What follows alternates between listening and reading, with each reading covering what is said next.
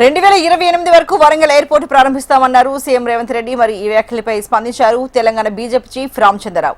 వరంగల్ కు ఎయిర్పోర్ట్ రేవంత్ వల్ల రాలేదని, ఇచ్చింది ప్రధాని మోడీ అని స్పష్టం చేశారు.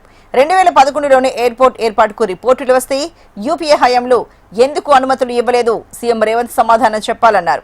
కేసీఆర్ హయాంలో భూములు ఇవ్వకుండా ఆపారని సీఎం రేవంత్ గత ప్రభుత్వంలా చేయొద్దని సూచించారు. ముఖ్యమంత్రి రేవంత్ రెడ్డి గారు ఢిల్లీ పర్యటన తర్వాత వరంగల్ ఎయిర్పోర్ట్ 28 సంవత్సరంలో 2028లో జూన్ 2 వరకు దాన్ని మొదలు పెడతా అని చెప్పేసి ప్రారంభోత్సవం చేస్తా అని చెప్పి చెప్పడం జరిగింది. చాలా సంతోషం అది.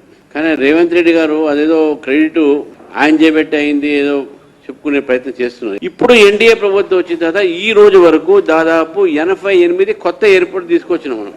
88 న్యూ ఎయిర్పోర్ట్స్, అందులో ఈ యొక్క వరంగల్ కూడా లిస్ట్ లో ఉన్నది. ఇంకా అది ఆ రోజు 2011లో ఏదైతే రైట్స్ అనే కంపెనీ ఫీజిబిలిటీ రిపోర్ట్స్ కొన్ని ఎయిర్పోర్ట్స్ కి ఇచ్చిందో ఆ ఎయిర్పోర్ట్లు అన్ని కూడా ఈరోజు ఎయిర్పోర్ట్ గా తయారైనవి. త్రిపురలో కమలాపూర్, కేవలం తెలంగాణలో ఒక వరంగల్ కాలే, దానికి ల్యాండ్ కావాలి. ఎయిర్పోర్ట్ అనగానే దానికి పెద్ద ల్యాండ్. కేసీఆర్ ప్రభుత్వం అప్పుడు ల్యాండ్ ఇయ్యలే, ఎక్వైర్ చేయలే. ఇప్పుడు ఈ ప్రభుత్వం కూడా ల్యాండ్ ఎక్వైర్ చేసి ఇస్తే అది మొత్తం పర్మిషన్ వస్తుంది. కాబట్టి ఈ యొక్క ఎయిర్పోర్ట్ రావడానికి కారణం ఏతుందో అది మోదీ గారు ప్రభుత్వం వచ్చిన తర్వాత 2011 నుంచి 2015 దాకా యూపీఏ ప్రభుత్వం ఉంది. ఫీజిబిలిటీ రిపోర్ట్ కూడా ఇచ్చారు, కానీ ఏం పట్టించుకోలేదు. కాంగ్రెస్ ప్రభుత్వం రేవంత్ రెడ్డి గారిని కోరుతా ఉన్నాను, మీ ప్రభుత్వం 2011లో యూపీఏ ప్రభుత్వం ఉండే, మరి వాళ్ళు ఎందుకు ఇవ్వలేకపోయారో 2011 నుంచి 2015 వరకు కూడా దీని విషయంలో వాళ్ళు మాట్లాడలేదు.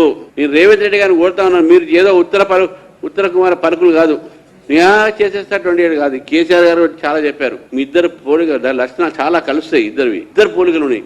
వాళ్ళు అబద్ధాలు, మీరు అబద్ధాలు. వాళ్ళు వాగ్దానాలు ఇస్తారు, చేయరు. మీరు వాగ్దానాలు ఇస్తారు, మీరు చేయరు. దయచేసి గత ప్రభుత్వం లానే మీరు చేయకండి. నిన్న